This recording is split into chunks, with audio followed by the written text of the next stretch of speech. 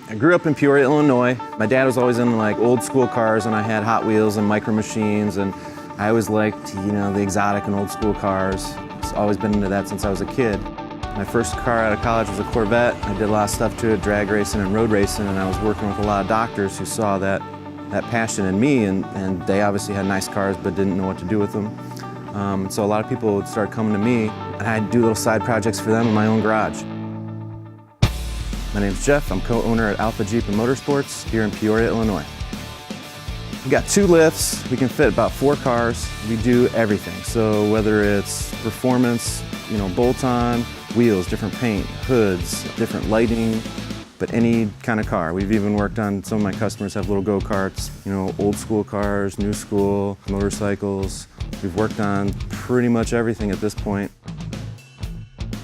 I met Alexis at Sid's Catering Eatery. I was getting a coffee and I knew he had a pretty cool Ferrari, and I was a magazine fan. I think it was a Makes and Models that had a Ferrari 612 Scaglietti, and it wasn't as good as his. And I'm like, my name's Jeff Gassick, we need to get your car in a magazine. And he's like, do it, boom.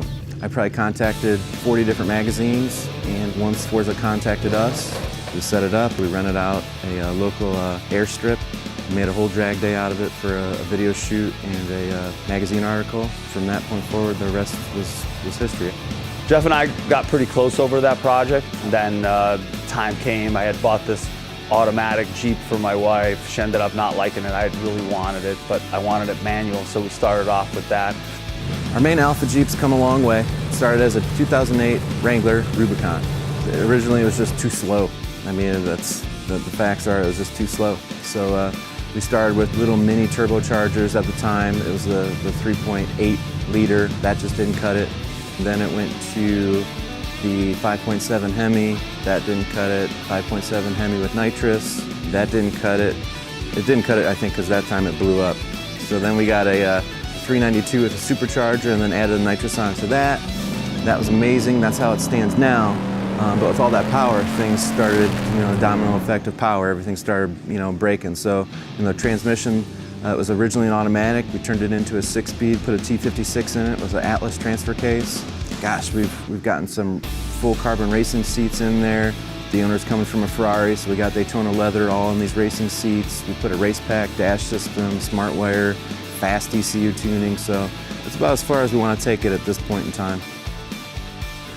My goal is, Jeff likes a little off-road, and obviously the majority of Jeep users go for the off-road, but I like to teach the Jeep world that you can drag race a car like this one back here, and you can customize parts with the same Aries components for the off-road to make it work just as well for speed. And that's something that a lot of people, when I tell them about what the Alpha does and what we've gotten it to do, that they don't believe it, but yet we've done it.